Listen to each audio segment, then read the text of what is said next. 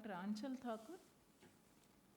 Our presentation is on a prospective study comparing different therapeutic regimens for acute adenoviral conjunctivitis.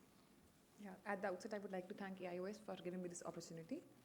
So my topic is prospective randomized study comparing different therapeutic regimens for acute adenoviral conjunctivitis. So this was a prospective randomized study including 65 patients with confirmed adenoviral conjunctivitis on RT-PCR. I'll go into the methods in the next slide, but just I want to highlight that we also did viral load estimation of these patients, and it was highly variable in every patient, all the groups. Thus, we could not establish a correlation of the viral loads with the treatment. So 65 patients have proven acute adenoviral conjunctivitis presenting to the cornea services within first 4 days of the onset of signs and symptoms, and the treatment was given for 7 days. So we had 4 groups. One was control group in which carbomer gel was given. In group 1, ganciclovir 0.15%, 5 times a day along with dexamethasone 4 times a day. Group 2, povidone iodine 1% along with dexamethasone. And group 3, the combination of both group and 1 and 2, like povidone iodine 1%, ganciclovir as well as dexamethasone. So we are proposing that the addition of dexamethasone early in the stage of acute adenoviral conjunctivitis will prevent the sequelae of long-term complications like subepithelial infiltrates and pseudomembrane, which actually have a very high incidence in patients with epidemic keratoconjunctivitis, which we see commonly in our clinics. So the results were that there were no difference in sex distribution among each group, and the male to female ratio was almost similar in all the 3 groups. 55% patients had history of visit to the hospital. Maximum number of patients, that is 55%, they presented at day 2 of the signs and symptoms. 56% had bilateral involvement, and 52% had history of contact with a patient of red eye. 20% patients had history of lymphadenopathy, and all the patients in the control group, they were symptomatic at day 7.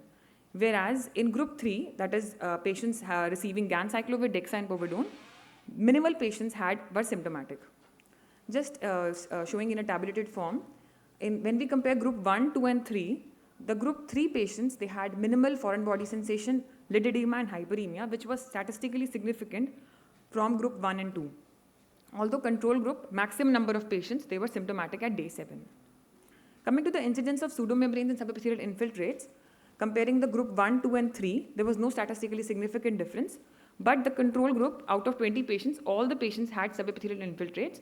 This may be likely because they were hospital acquired, or they may be a subtype of epidemic keratoconjunctivitis in which the corneal infiltrates are more common.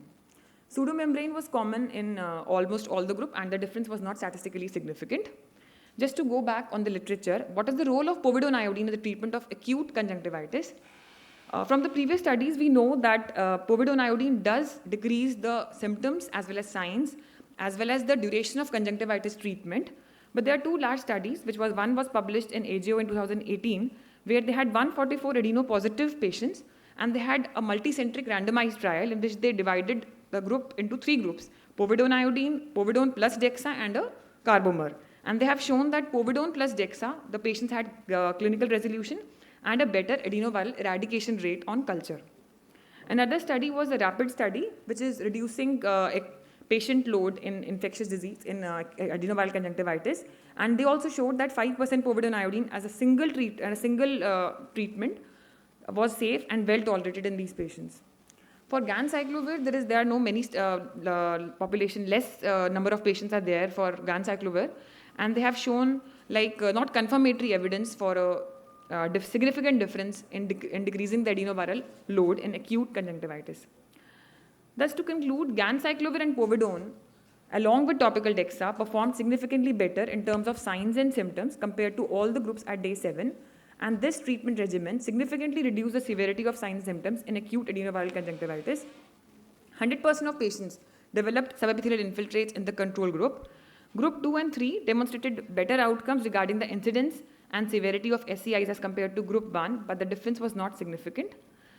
Also, the addition of dexamethasone was safe and significantly effective in decreasing the incidence of SCIs, and none of the patients reported any side effects of topical povidone iodine. Thank you.